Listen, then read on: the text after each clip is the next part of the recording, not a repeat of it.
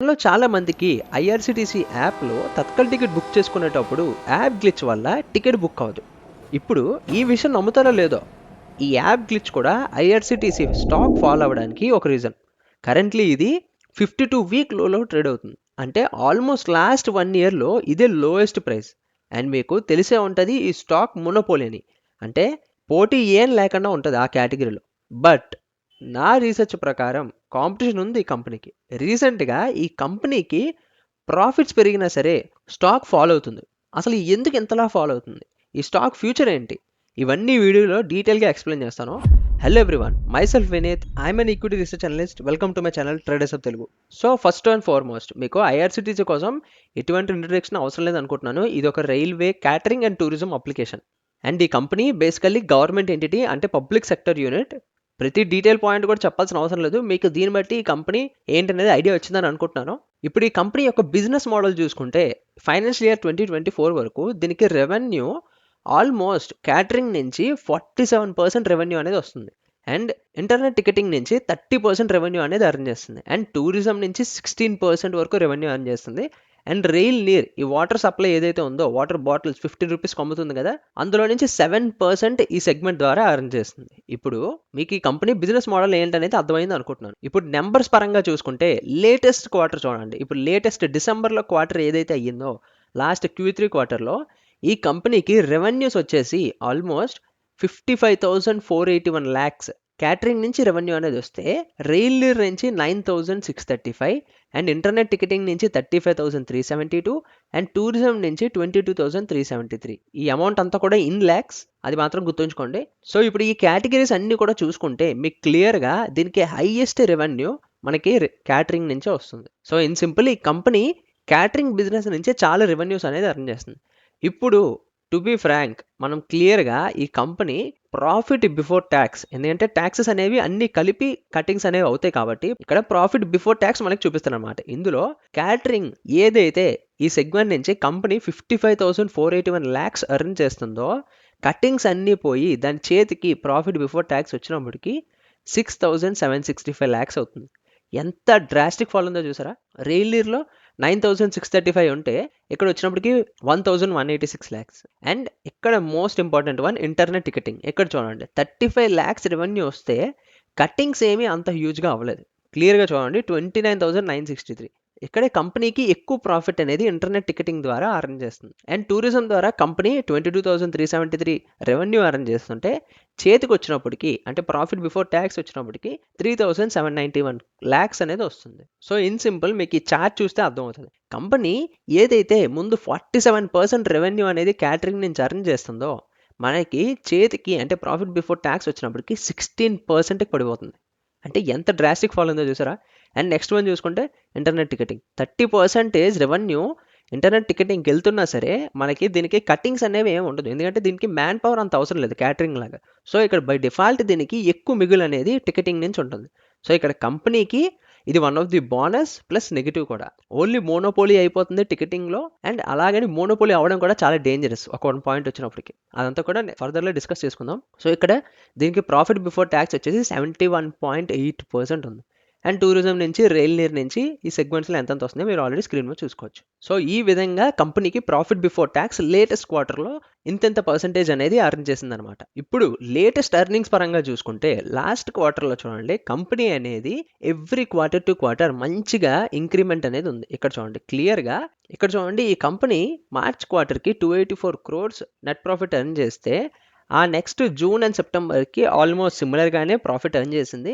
ఇప్పుడు latest quarter ఏదైతే ఉందో 341 crores అనేది నెట్ ప్రాఫిట్ ఎర్న్ చేసింది. ఇప్పుడు మీరు ఇక్కడ ఒక పాయింట్ గమనించి ఉండాలి, కంపెనీ డిసెంబర్ క్వార్టర్ వచ్చినప్పటికి మిగతా క్వార్టర్స్తో పోలిస్తే కొంచెం ఎక్కువ నెట్ ప్రాఫిట్ అనేది ఎర్న్ చేస్తుంది. ఇక్కడ క్లియర్గా చూడండి డిసెంబర్ 2024లో 341 crores ప్రాఫిట్ వచ్చినట్టయితే, ఆ ముందు 3 క్వార్టర్స్లో అంత హై ప్రాఫిట్స్ అనేది ఏమీ జనరేట్ చేయలేదు. కానీ ఇక్కడ 2023లో డిసెంబర్లో 300 crores ప్రాఫిట్ ఎర్న్ చేసినట్టయితే, ఇక్కడ చూడండి ఈ 3 క్వార్టర్స్లో అంత ప్రాఫిట్ అనేది జనరేట్ చేయలేదు. సో ఇక్కడ కంపెనీకి డిసెంబర్ పరంగా చూసుకుంటే కొంచెం ఎక్కువ ప్రాఫిట్స్ అనేది వస్తుంది, ఎందుకంటే బై డిఫాల్ట్ మనకి ఈ డిసెంబర్ అనేది ఇయర్ ఎండ్, అంటే calendar year end. Financial year and మనకి ఎప్పుడు కూడా మార్చ్తో ఎండ్ అవుతుంది. సో ఇక్కడ కాన్సెప్ట్ ఏంటి, ఇయర్ ఎండ్ పరంగా మనకి సేల్స్ అనేవి, నెట్ ప్రాఫిట్ అనేది డిసెంబర్లో ఎక్కువ జనరేట్ అవుతుంది. సో ఇప్పుడు ఇన్ని పాజిటివ్స్ ఉన్నా సరే ఈ స్టాక్ ఎందుకు ఇంత నెగిటివ్ రియాక్షన్స్ వస్తుంది?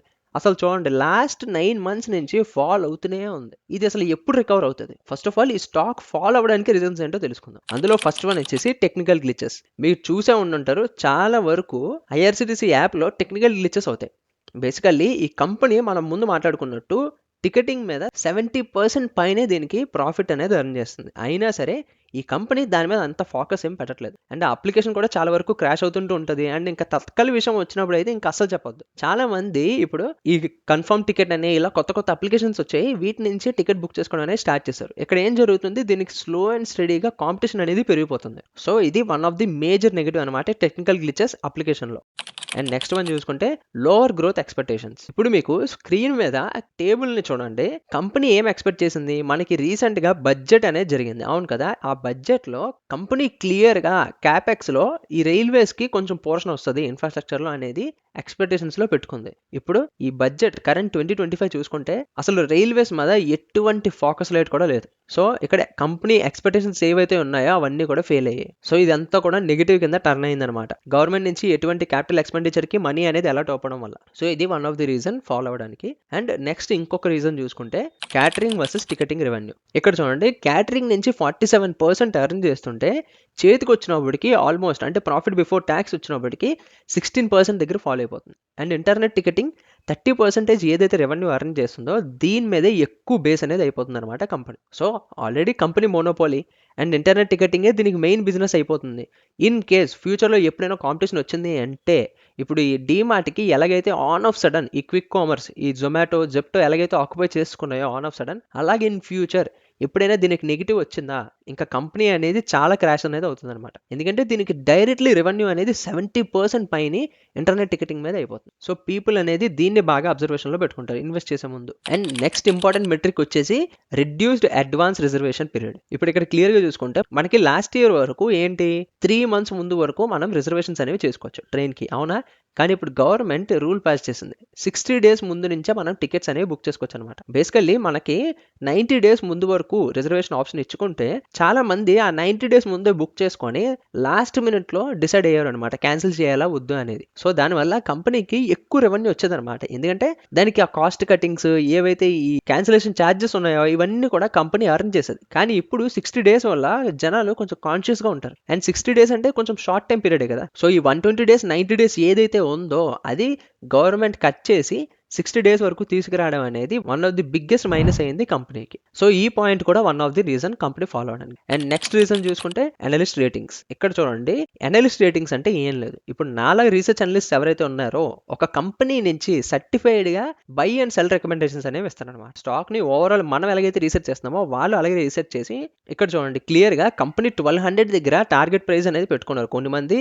అండ్ కొన్ని మంది సెల్ రికమెండేషన్ ఇచ్చి 570 వరకు ఇంకా పడే ఛాన్స్ ఉంది అని అంటారు. ఇలాగే ఏంటి, కొన్ని మంది బై చేస్తారు, కొన్ని మంది సెల్ ఇస్తారు, కొన్ని మంది టార్గెట్ ప్రైస్లు తగ్గించేస్తారు. సో ఈ కైండ్ ఆఫ్ అనాలిసిస్ అంతా కూడా వాళ్ళకు రీసెర్చ్ రిపోర్ట్ కింద చేసి మార్కెట్కి రిలీజ్ చేస్తారు అనమాట. సో లేటెస్ట్ Q3 రిజల్ట్స్ వరకు చూసుకుంటే 8 రీసెర్చ్ అనలిస్టులు ఓటింగ్ వేస్తే అందులో 4 బై చేయమని రికమెండేషన్ ఇస్తున్నారు అండ్ 3 మాత్రం సెల్ చేయమని రికమెండ్ ఇస్తున్నారు. సో కొన్ని మంది బై సైడ్ ఉన్నారు, కొన్ని మంది సెల్ సైడ్ ఉన్నారు. సో ఇక్కడ ఓవరాల్గా ఏం జరిగింది, న్యూట్రల్లో ఉందన్నమాట, అటు బై ఇటు సెల్ కాకుండా. సో ఫైనల్లీ ఇన్ని రీజన్స్ ఉన్నాయి అనమాట ఈ స్టాక్ ఫాలో అవ్వడానికి. ఇంకా చాలా రీజన్స్ ఉన్నాయి, ఏవైతే నేను కవర్ చేయలేదో, నేనైతే మిస్ చేసిన అనిపించిందో అవి కామెంట్ సెక్షన్లో మెన్షన్ చేయండి, దాన్ని పిన్ చేస్తాను. ఈ స్టాక్లో ఇన్వెస్ట్ చేసే వాళ్ళకి హెల్ప్ అవుతుంది. సో ఇప్పుడు కమింగ్ టు మెయిన్ పాయింట్, ఈ కంపెనీ మళ్ళీ ఎప్పుడు రికవర్ అవుతుంది? సింపుల్గా మనకేం అవసరం లేదు, ముందు మాట్లాడిన ఫ్యాక్టర్స్లో ఏవో కొన్ని పాజిటివ్ అయితే చాలు. ఇప్పుడు సింపుల్గా మనకేంటి, క్యాపెక్స్లో గవర్నమెంట్ నుంచి ఎటువంటి సపోర్ట్ లేదు. ఇప్పుడు ఫ్యూచర్లో మళ్ళీ గవర్నమెంట్ నుంచి ఏమైనా పాజిటివ్ న్యూస్ వచ్చి రైల్వే సైడ్ ఇన్వెస్ట్మెంట్స్, ఇన్ఫ్రాస్ట్రక్చర్లో రైల్వేస్కి కొంచెం కేటగిరీలో కొంత